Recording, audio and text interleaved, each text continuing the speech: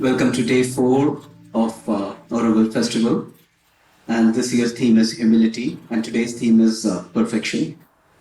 Day of Mahasaraswati. And I have with me Neel and Yogini. And we begin with a small chant. So this is the chant that I'm sure most of you are aware about. It is a Shanti mantra which says, "May the divine protect us, may the divine nourish us, may our work be energized, may our study be illuminated and purposeful, may there be no animosity, and may peace prevail."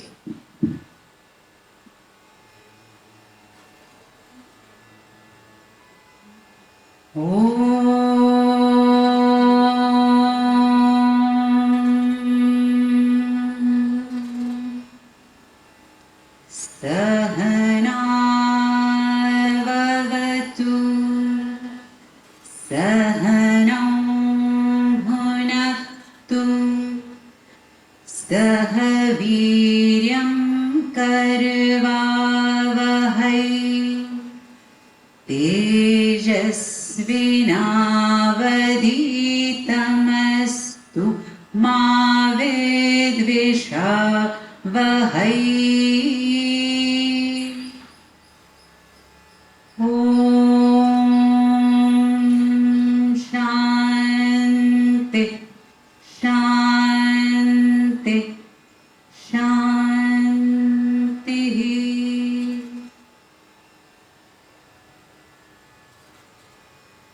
Thank you.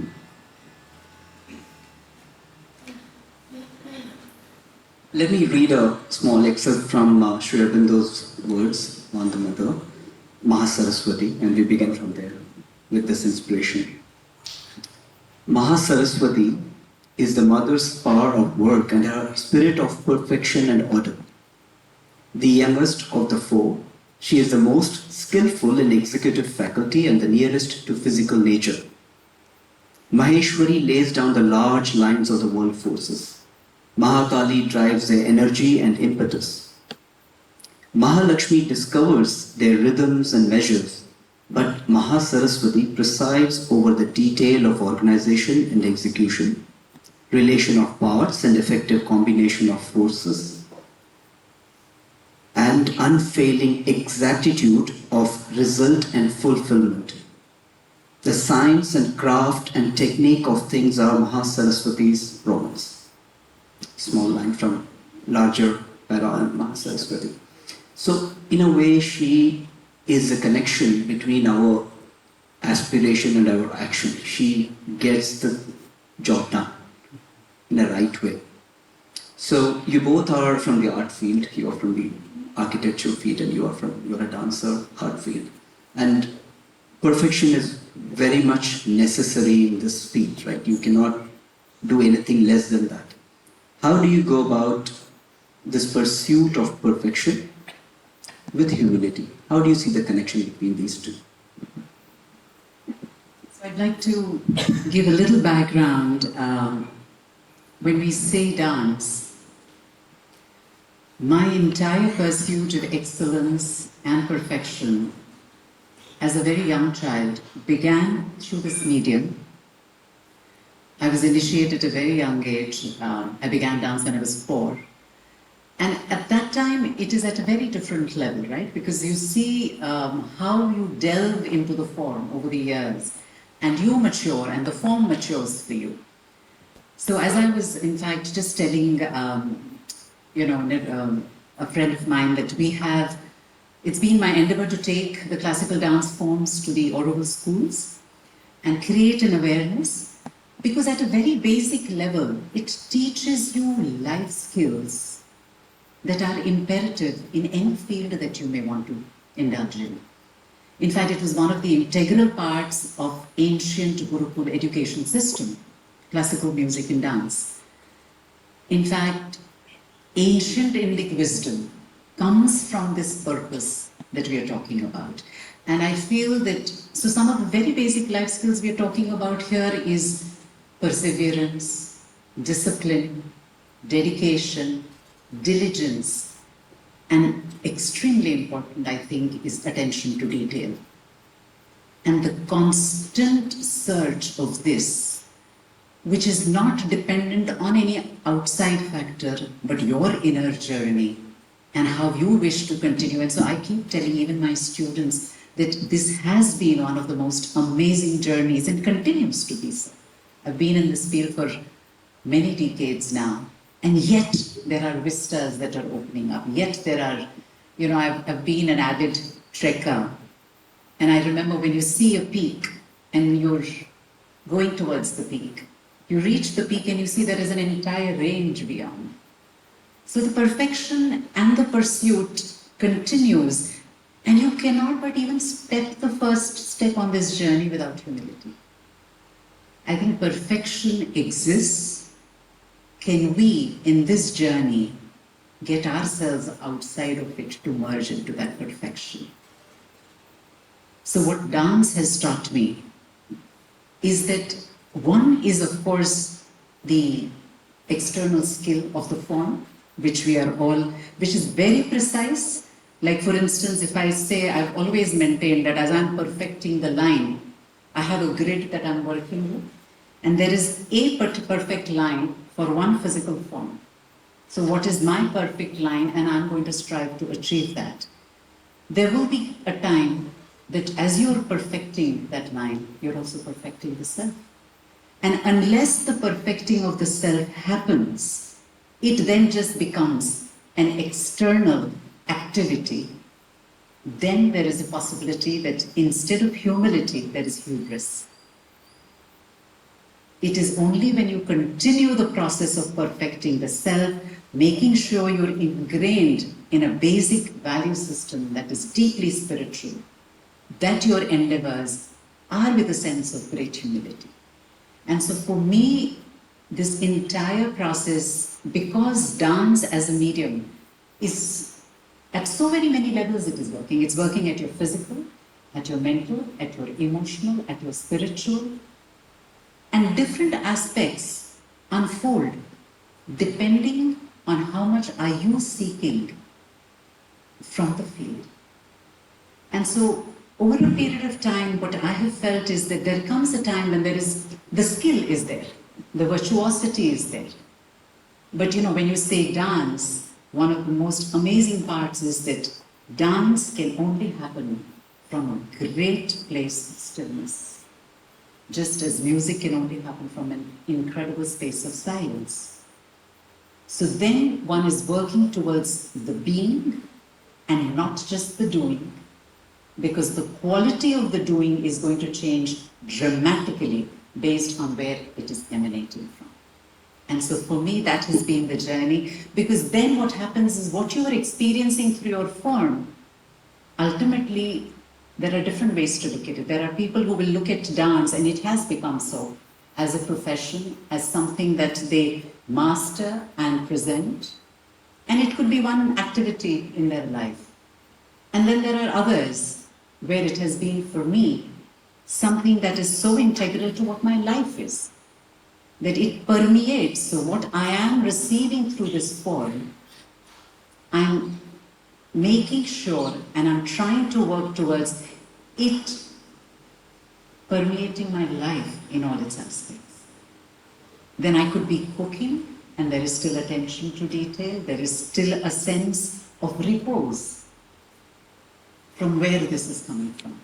And that has been the endeavor. So for me, to say that humility is any different, I think these are the cornerstones of how you embark on these journeys. Unless that is there, I think you've lost the plot. We can, let's hear Neel on this and come back to it. Yes. So perfect kind of an introduction to our talk today. That's why we have you on a panel. Yes, let's have Neel's thoughts also on this. And there are so many things I would like to a little bit expand on and know your views on. Neel, in your field of architecture, and then if not directly, indirectly, you must have also begun the work at the age of 4. in some way. I was driving Neel's. How do you see this balance that she's talking about? The dance comes from the space of stillness, and for you, the form comes from the space of function. How do you balance this? How do you build a connection that you are humble towards the requirements and yet create something beautiful, yet create something exceptional, a piece of art, while staying true to the function? It is, I mean, that's a brief also. So how do you pursue this field and attempt at perfection while you're always also, in a way, balancing the needs or beliefs?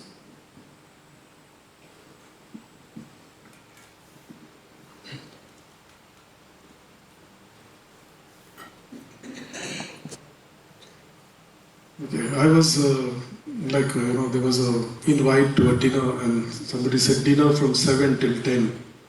So this person started eating at 7 and he wouldn't finish. So somebody said, "What's happened? You continue to eat." He said, "You said dinner from 7 to 10. So I was prepared for a 15-minute long. Let's have the dinner then. So anyways, Go for it.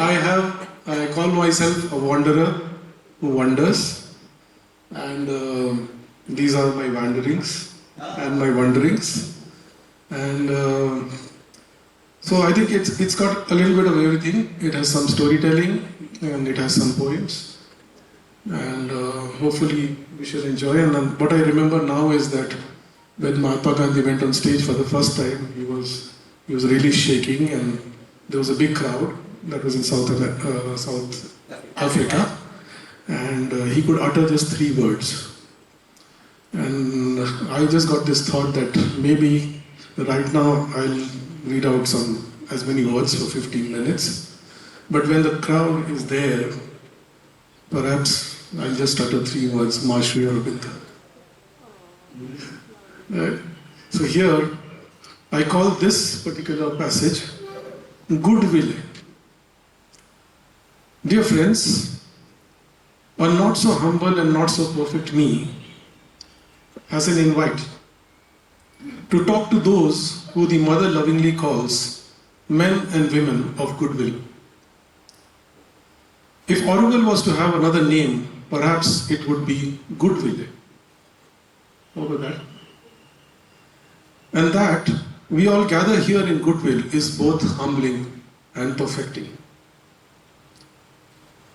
This invite has done enough of a churn within, and I'm here to share some stories and some poems loosely connected to the topic, but firmly made of experiences that I have had, like shadows cast on the sunlit path by her grace.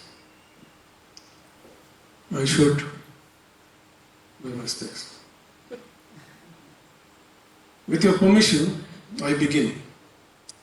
A perfect yogi was once asked why he chose to marry if he knew he was going to be a yogi. And he replied, tongue in cheek, "What if I had failed as a yogi?"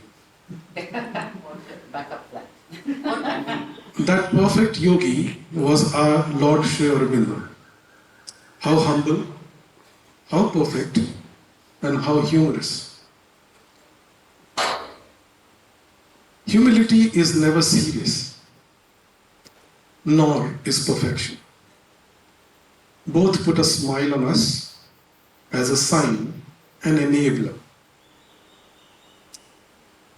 I was given a hint in the invite from the organizers, both in good sense and in good humor, to keep to my profession, which is architecture.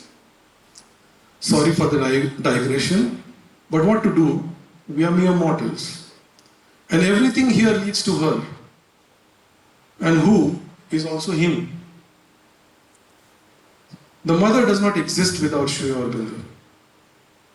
Shri Aurobindo is unmanifest without the mother. These are their words. Moving to architecture, I ask a brick, "What do you want to become?" And the brick says, "I want to be an arch." I tell the brick, "A concrete arch is simpler and cheaper to build. The brick keeps quiet for some time and says, I still want to be an arch. That was architect Louis Kahn conversing with the brick before designing with it. Indian Institute of Management, Ahmedabad, this perfect poetry of a building in brick is a result of that humble conversation between an architect and a brick. The brick arches there are delightful, like notes of music, of varying scales and varying rhythm. I was reading the above in parallel. I was in Goa and I was reading about Louis Kahn and about the building and about his talk with the brick or his conversations with the brick. And at the same time I was reading Sri M.P. Pandit. And he mentions at one time somebody was complaining that the sun was too hot. And the mother said, make friends with the sun and it shall not be hot for you anymore.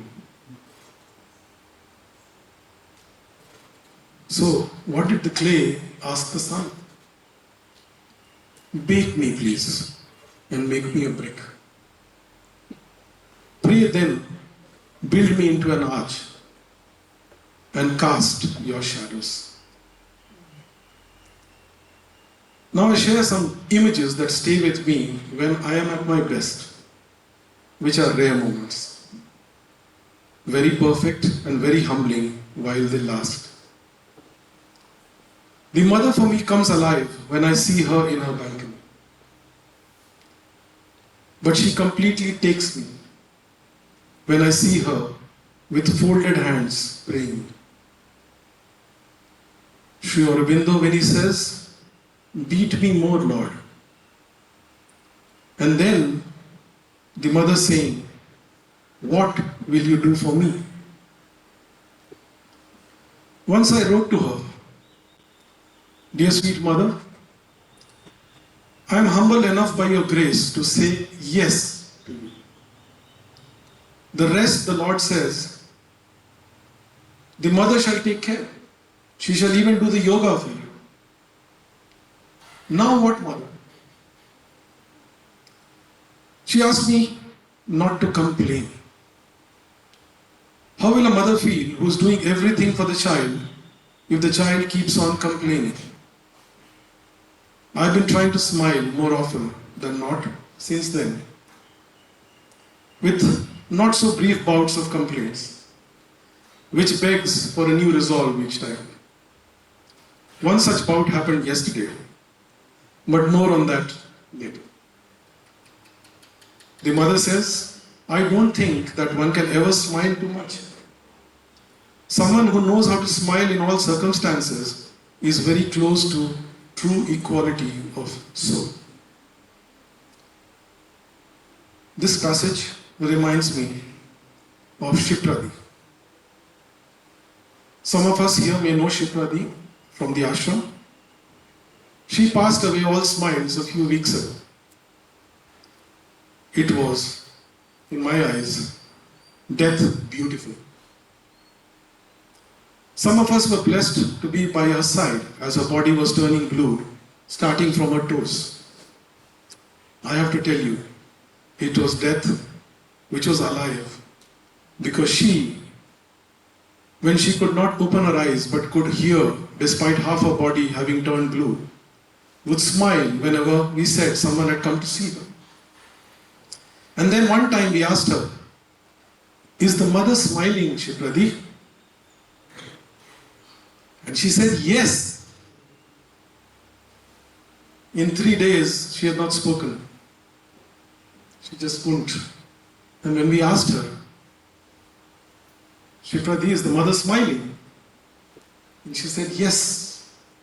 So loud and clear that we all broke into grateful smiles and tears rolled down our eyes and our hearts throbbed with joy.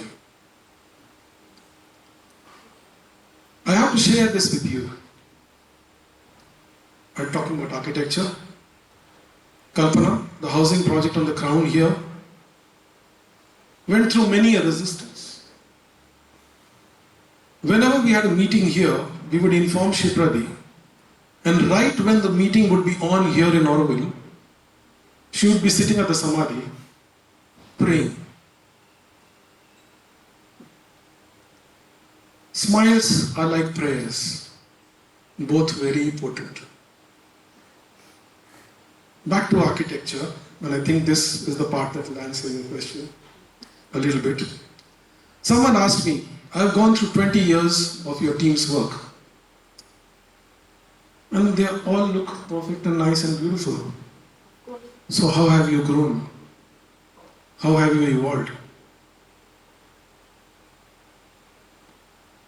None had ever asked that question before, but the answer almost was like waiting for a prompt. We take many more stakeholders with us today and delight them than we used to 20 years ago. So I had this beautiful story when a girl went up to the mother, holding another one and dragging her to the mother and saying, "Mother, this girl is participating in some 7 events for 2nd December and I'm perfecting only 2. Why, mother? Is it not wrong to do what she's doing? And is it not right to do what I am doing? To perfect 2 events?" Mother said, for you to perfect 2 events is perfection. And for her to be able to participate in 7 and be there for all the training and all the practice and survive on the 2nd of December through 7 events is perfection.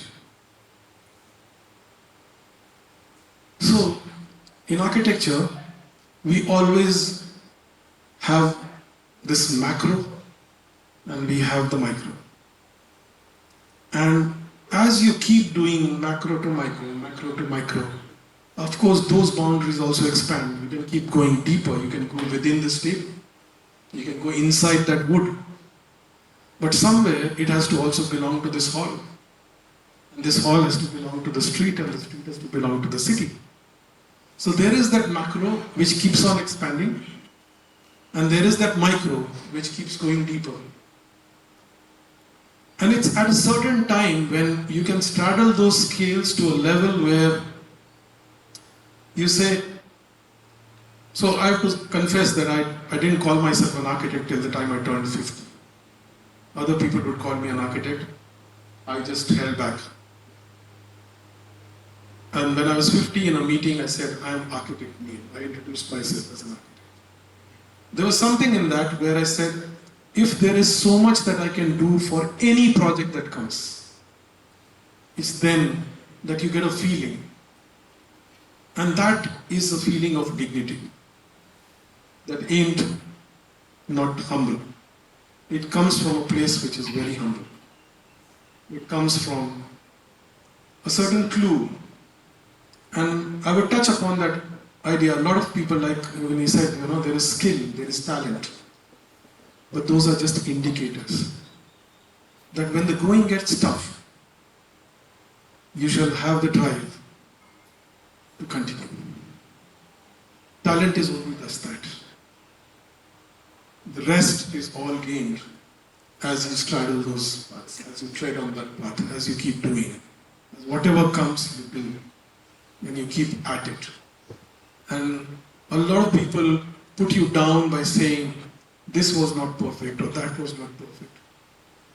They have their own ideas and values of perfection. And each one perhaps can find their own. But it's a pursuit and it's constantly evolving. So I have a second part which will come to later. Okay. Okay. I think on everyone's behalf, I would like to thank you for sharing your goodwill, the poem. You little bit referred to this quote by an architect, listening to the brick. So it's not just the brick which goes into the work, it's also the sand, the blue metal, the metal, the furniture, the wood.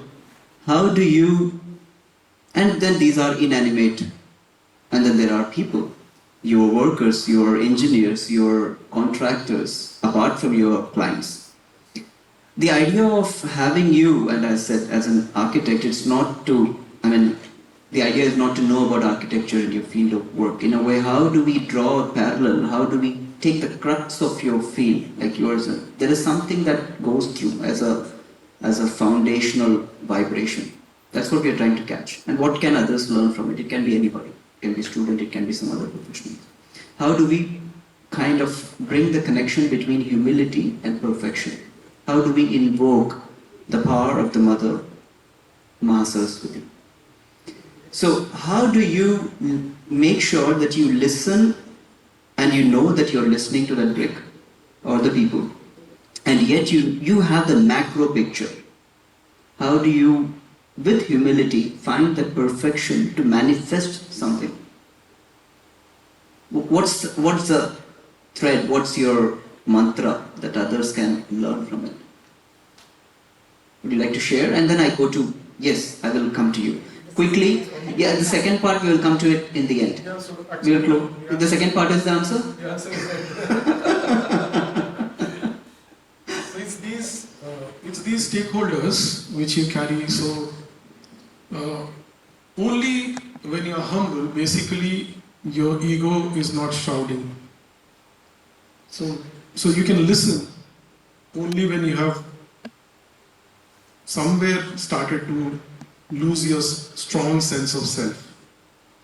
Right, so you start to listen only when, so the brick can only talk. Because otherwise, a brick is just to be laid. Right, so we know bricks are laid because that's what we learned when we draw them. But what would tell me that now I am listening? That's your question. Right, and that comes through time, that you start to say, if I put wood against plaster, I have observed it at so many places, and wood was complaining. And the plaster was also complaining. And there were cracks. Right? So it's this power of observation as you keep on. So the whole world is a classroom. You can't study architecture through books. You can't study it in a classroom. So the whole world is a classroom. And once you know how to see, so we keep telling ourselves that in college we learned how to learn, and we go out of college and we start learning. So that's why the gestation period in architecture is very long. It's not, there are very few whiz kids in architecture. It's something which takes its time because there are so many things to manage. From a nail to the macro, to the city, and somebody will be designing a station, somebody will be designing a whole marketplace.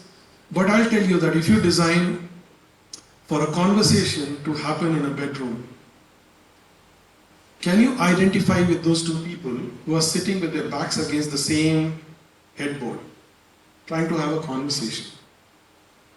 So I get reminded of Anita Desai and this very famous novel she wrote, Village by the Sea, where she said two people walked into a bus. One of them was the protagonist of the novel. And he went and he sat next to a person who was chewing pan and was at the window seat. And once having sat, they accommodated the conversation between them. Right? That little shift. So you gather these things. So we made a house where it's at the end of a street. It's between here and Pondi.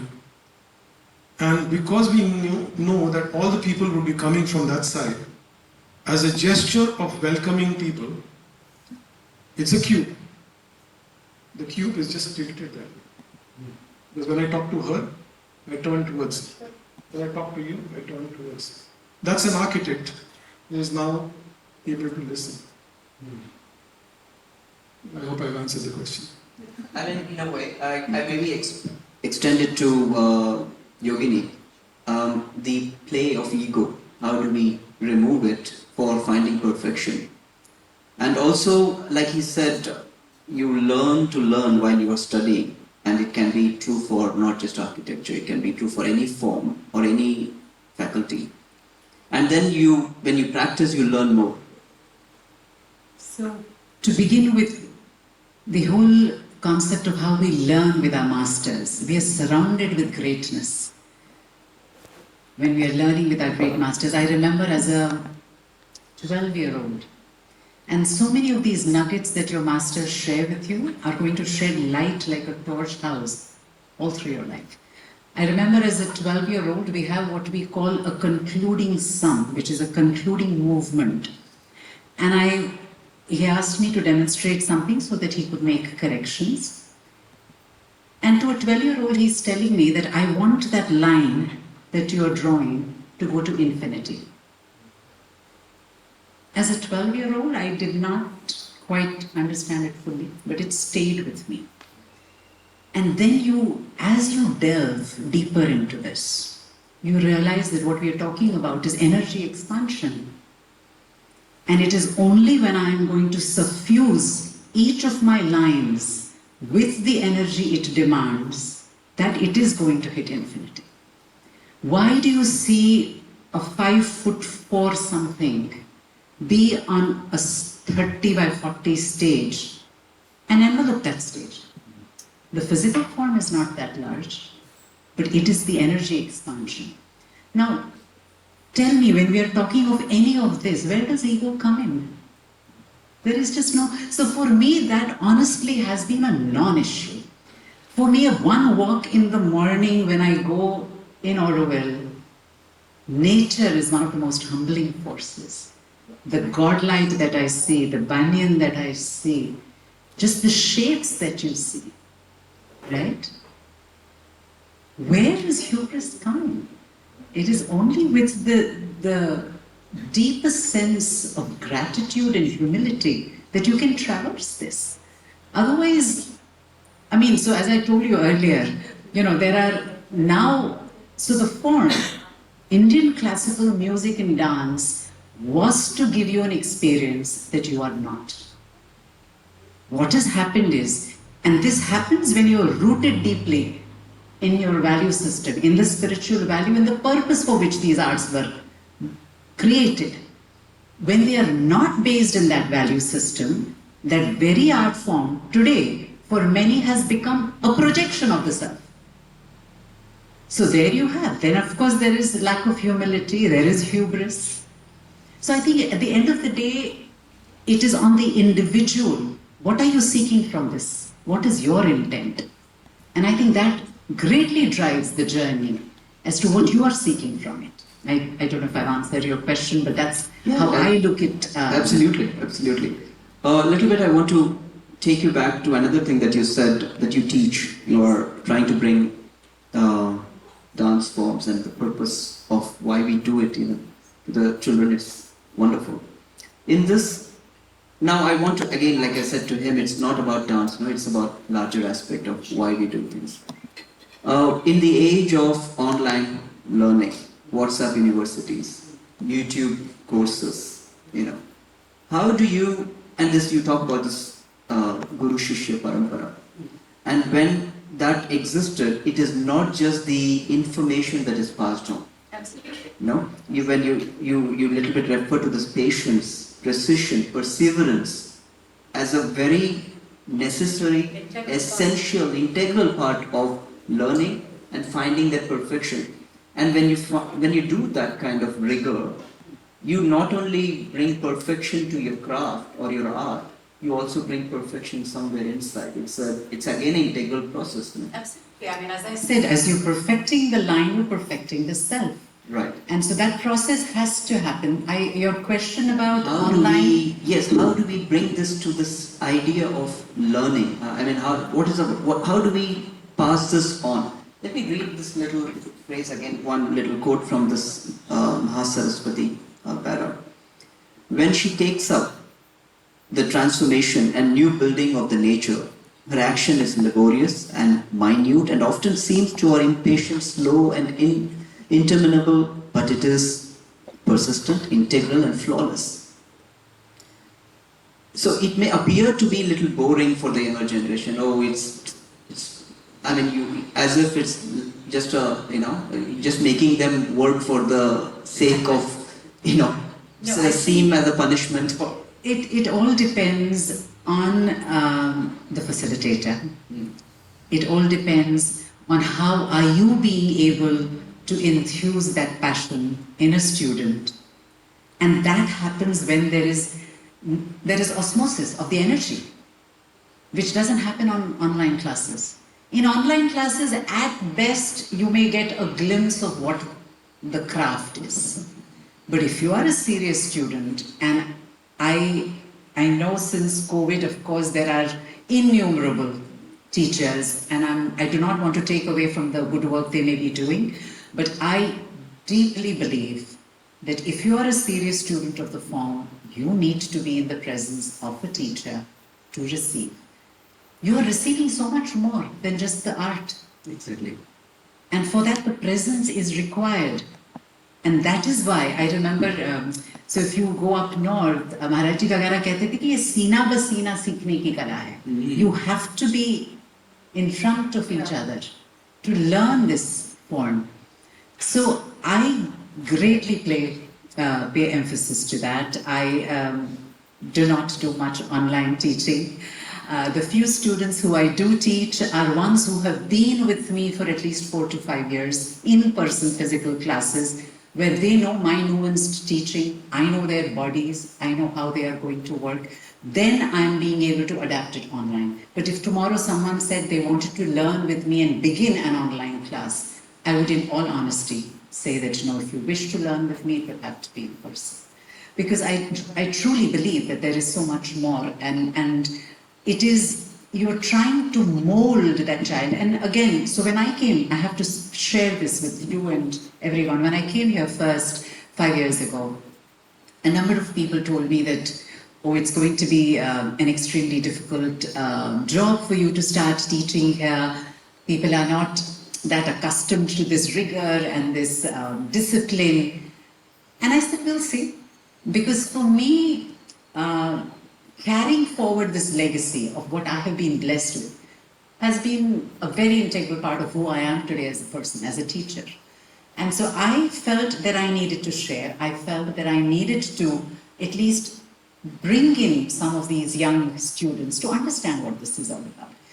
And I'm just so delighted. I mean, as you're aware, last Audible Festival, we presented 5 students who were trained here, musicians who we trained here. So I think a lot depends, but this is not, and I can vouch that this kind of enthusiasm to bring in the students, you need to be deeply passionate about your subject. And if you are, and if there is a give and take, and I'm hugely thankful to the young lot that I'm teaching, that they're also putting in so much time and effort. It is doable. I don't think it is just a matter of how in the pedagogy are you being able to convey what this form can do for them. I mean, the other day at Deepanam, as I was telling you, we are going to the different schools. So we went to Deepanam, and you have 6-year-olds to 14-year-olds. And I was talking to Mahavir, and we said, yes, the first thing we need to do is make sure the kids are engaged. So I went in. You've just got to be creative about these things. I went in, and typically we would perform an invocation piece. And I said, you know what, friends, you all are very into rap these days.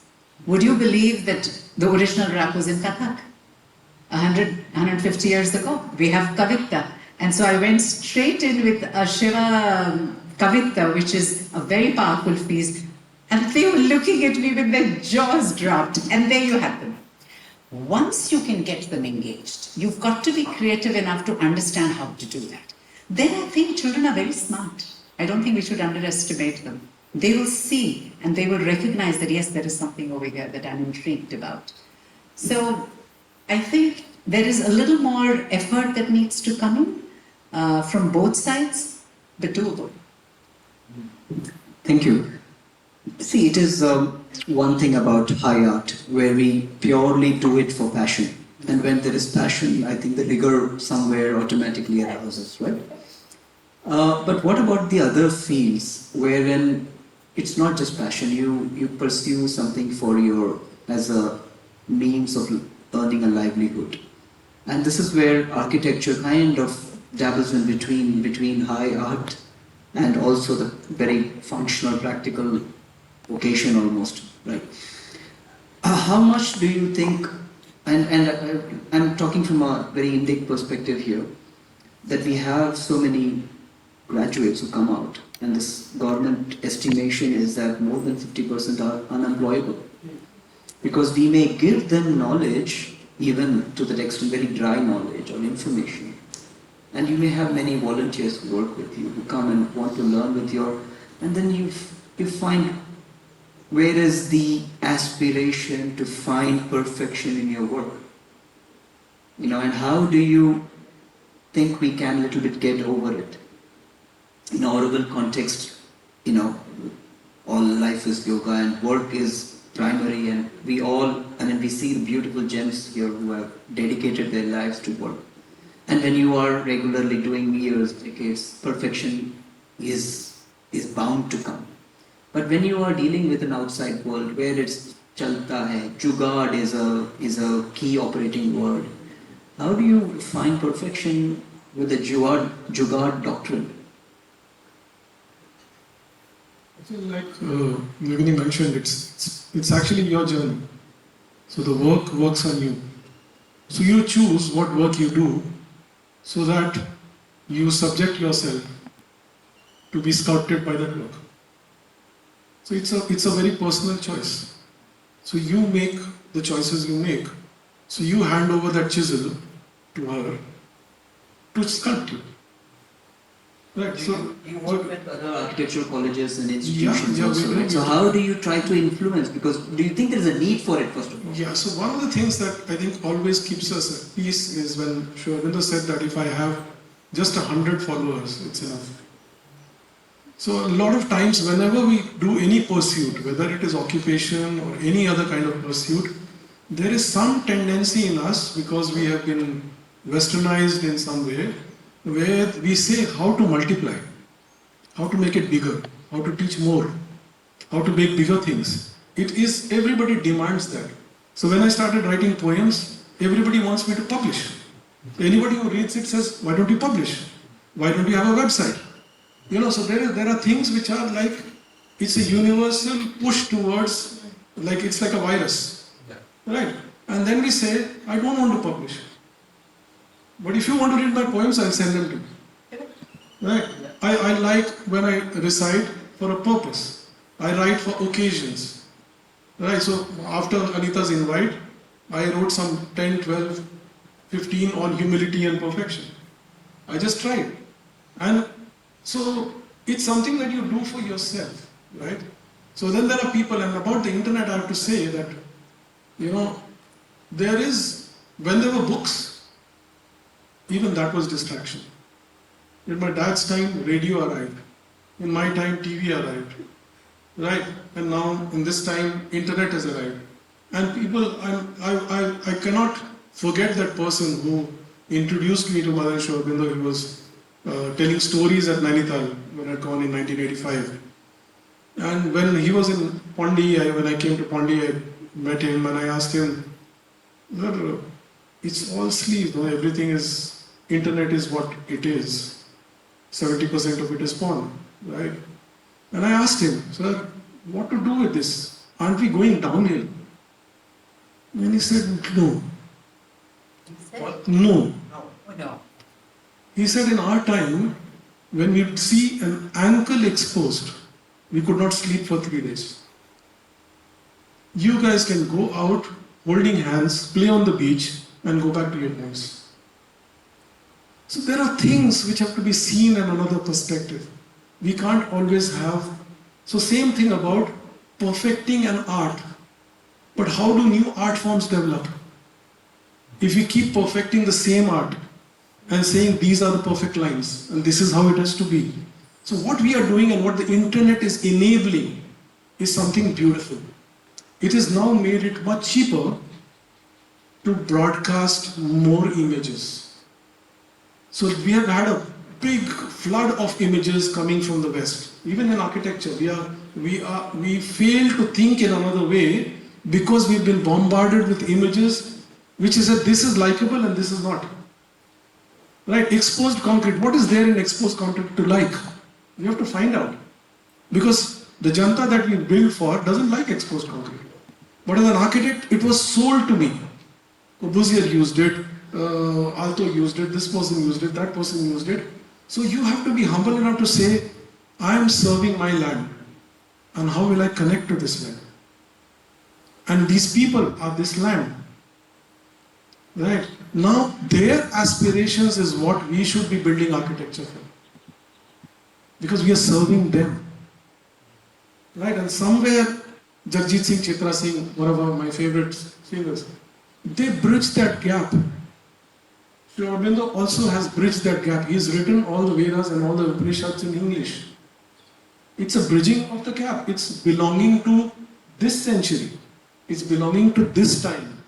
Because these are the people. So through our craft, when we become humble, we start to see who are we really trying to.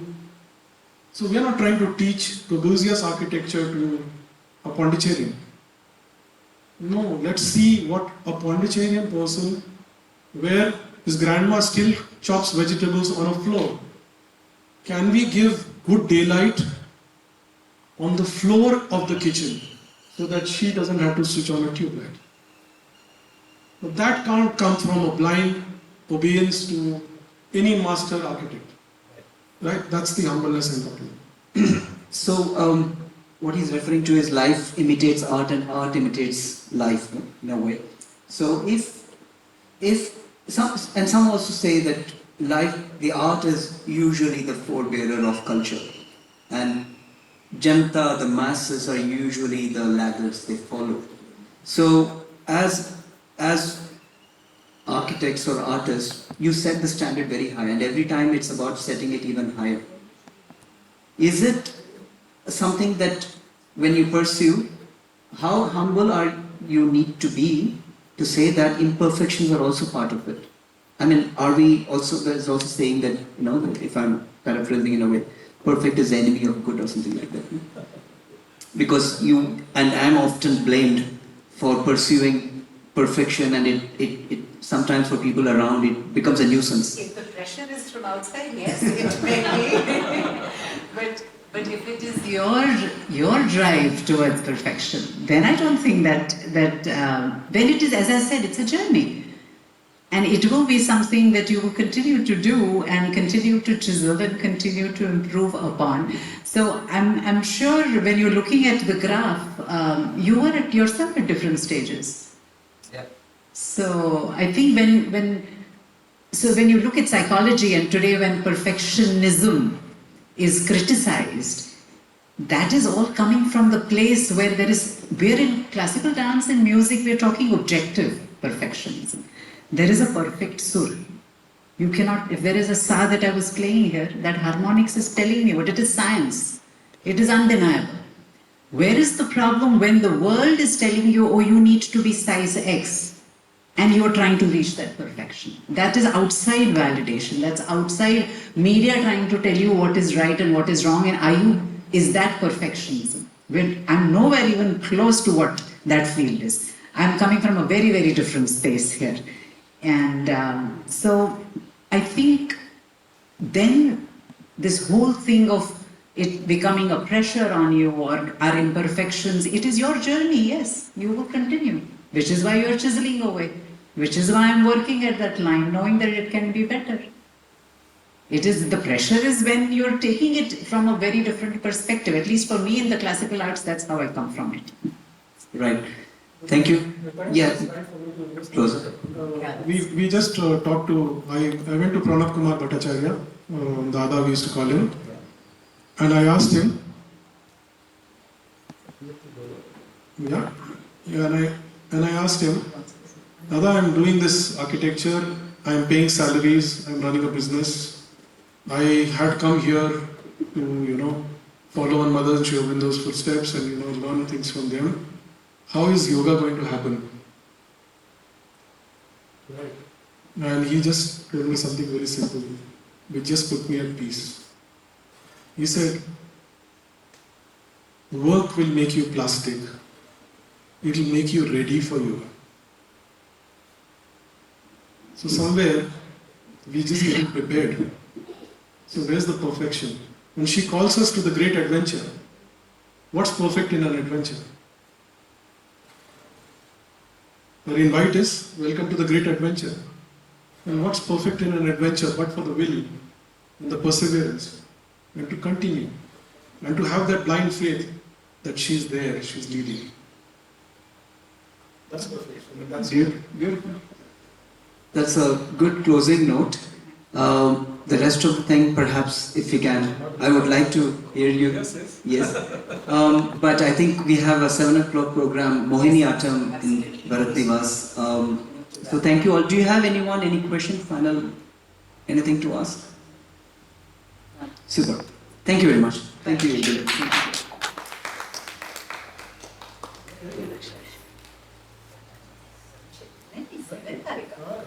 है 5 इतना तो मैं आपको जाने ही नहीं देती लंबा मैंने वैसे ही एक बार ऐसा कर दिया